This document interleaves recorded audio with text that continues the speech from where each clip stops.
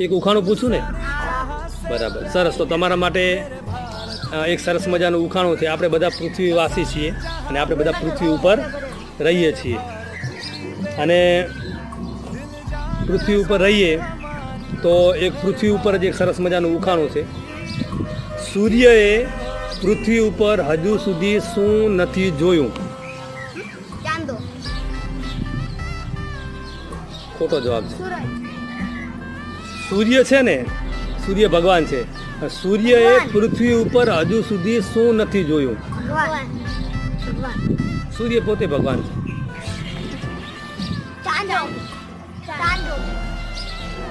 સૂર્ય અને ચંદ્ર તો આકાશની અંદર એકબીજાને જોતા જ હોય ને.